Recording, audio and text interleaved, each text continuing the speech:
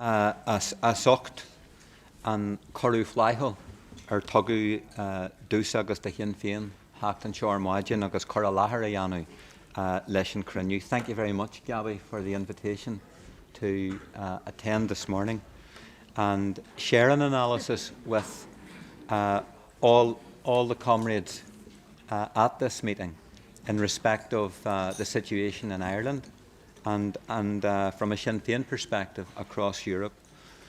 So, bom dia, guten morgen, buenos dias, bonjour. It's very good to be here with you all.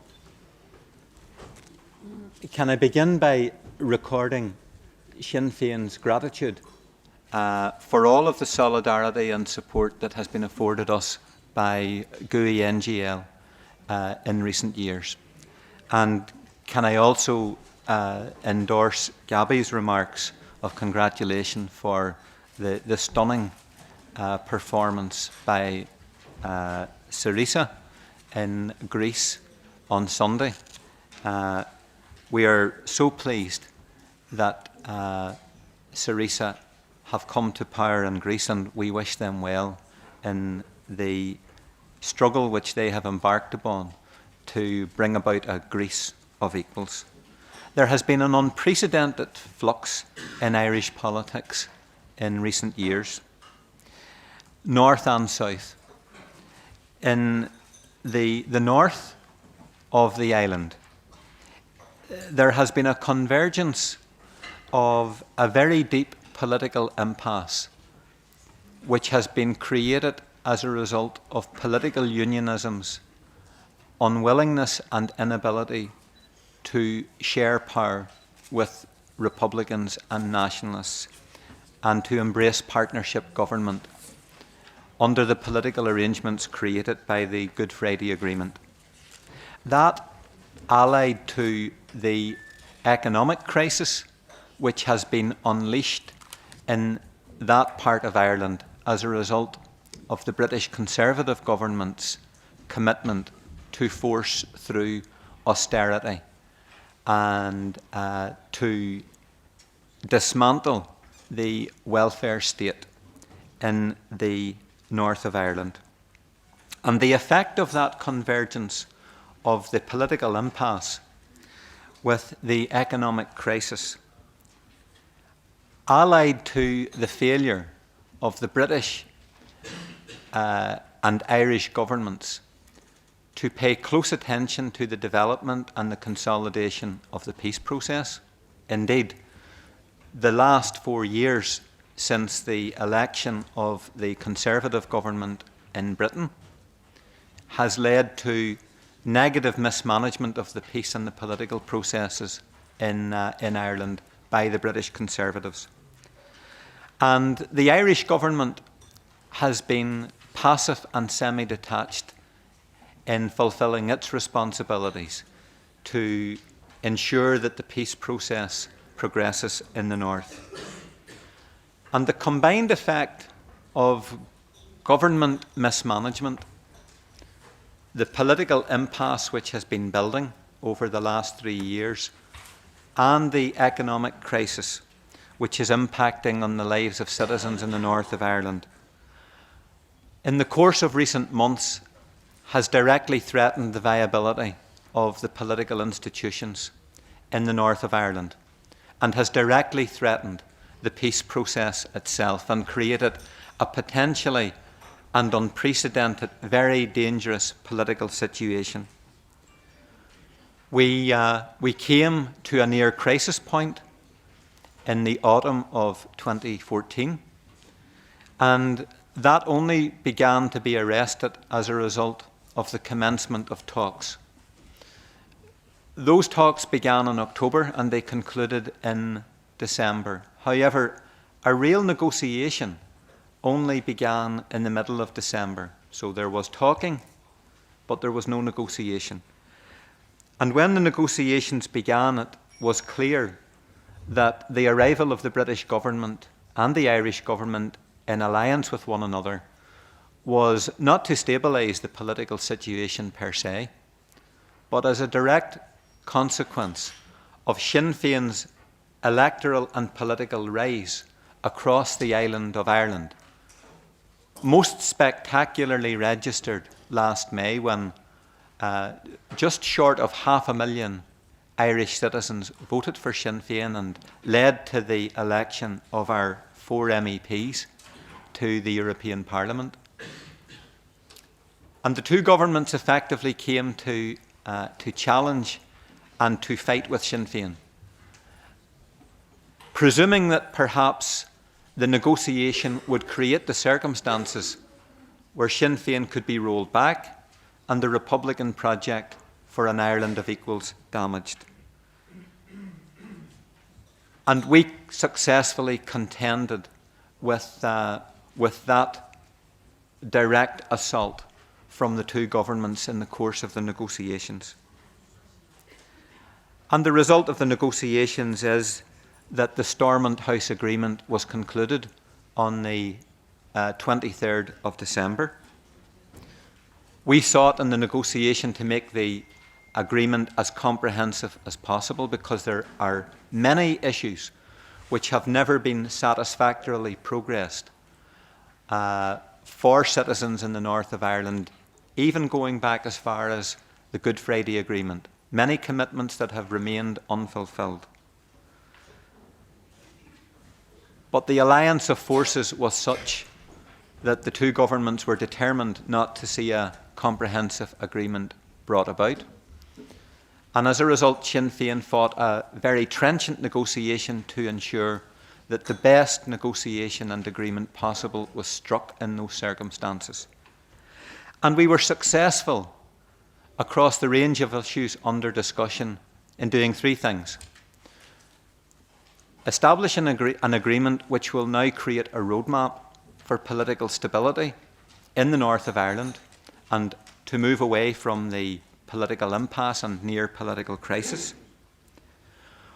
We successfully, notwithstanding the conservative alignment of the British and the Irish governments, to put in place a defence line to hold back the worst effects of the austerity agenda which the British government sought to enforce and which the Irish government was in fact prepared to try and nationalise across the island, because the Irish government is a conservative government and entirely wedded to the pan-European austerity agenda as well. And the third thing that we accomplished with the Stormont House Agreement was to establish a beachhead for the continued growth and development of Sinn Féin and Republican politics of equality, rights and fair and decent quality of life for all citizens across the island.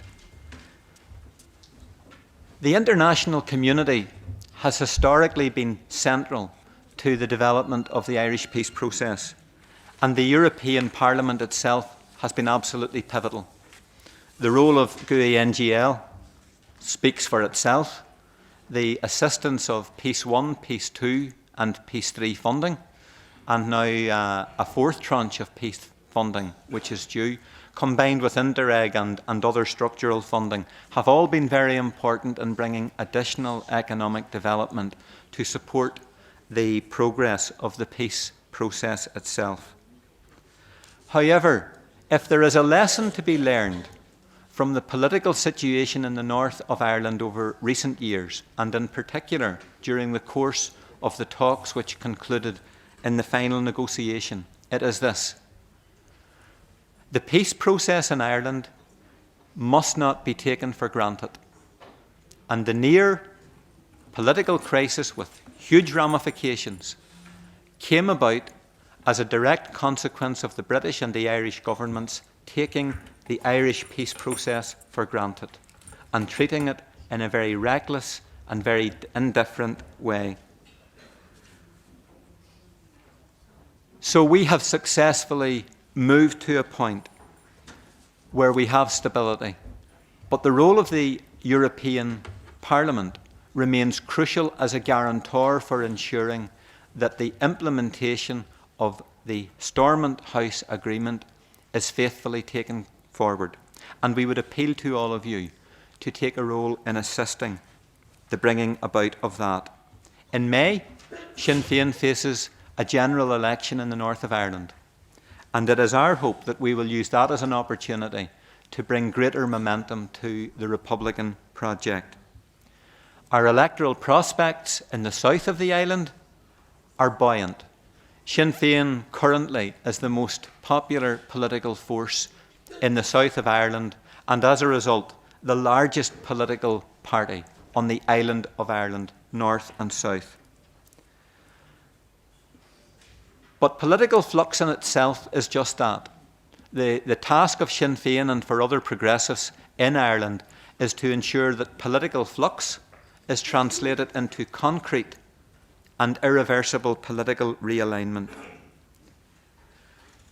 Today I have called in Ireland for formal discussions to commence on the Irish progressive left to look at how we can develop common platforms and programmes and a solidarity across the Irish progressive and Republican left to ensure that we prepare the ground for the emergence of a left coalition in the south of Ireland, which would include Sinn Féin as a significant partner of government, and do the unimaginable from the perspective of the conservative and the political elites on the island of Ireland. And that is to put Sinn Féin as the voice and the force of progress in Ireland in government in the south, while we remain in government in the north. And on the basis of having government responsibility north and south in the two jurisdictions, to create a new momentum to bring about circumstances where the partition of Ireland is ended. And that trajectory that I speak about is entirely consistent and in line with the spectacular result achieved by Syriza on Sunday in Athens and across Greece.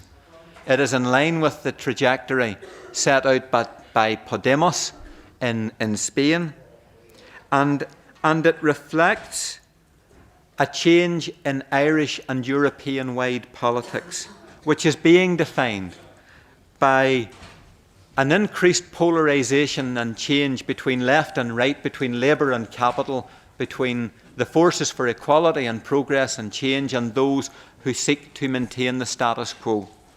And we see some of those emergent forces in the Basque country, represented by our comrade Josu.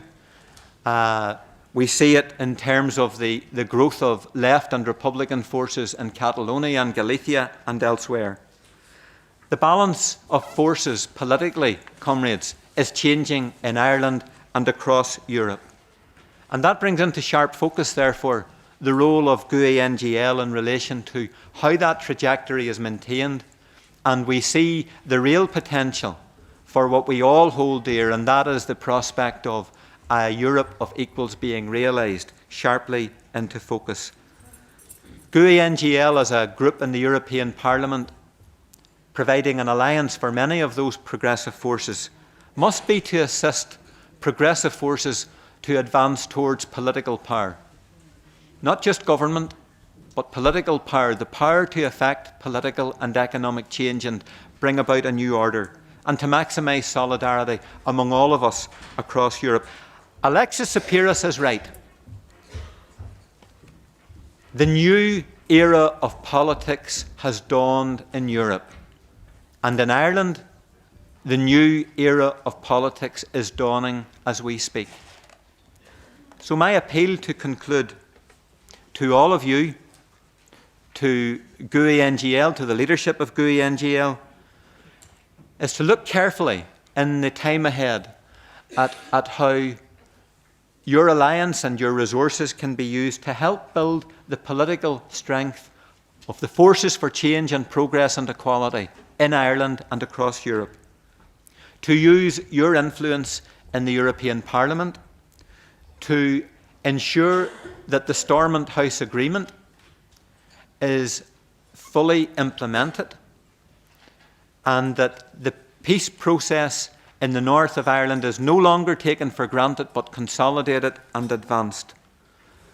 The European Parliament last December passed this resolution, which was unprecedented, and from a Sinn Féin point of view, incredibly important as an influence for helping us to move towards a successful conclusion in these negotiations.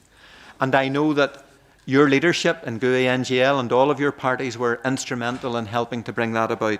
I would appeal to you, thirdly, to ensure that this resolution is now faithfully taken forward by the European Parliament. And finally, I would commend the plans which have been agreed by GUI NGL to send a fact-finding delegation to Ireland in the coming months.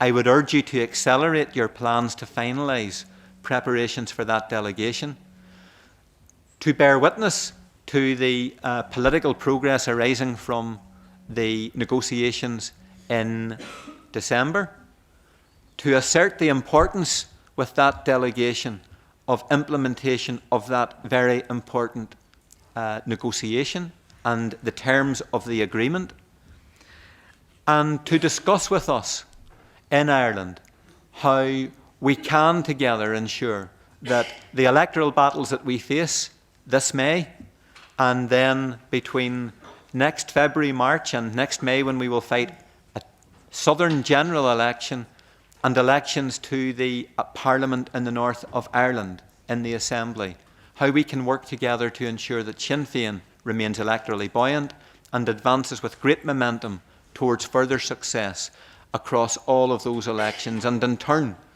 ensure that the political trajectory of change across Europe is maintained in the time ahead. Thank you very much for your attention this morning.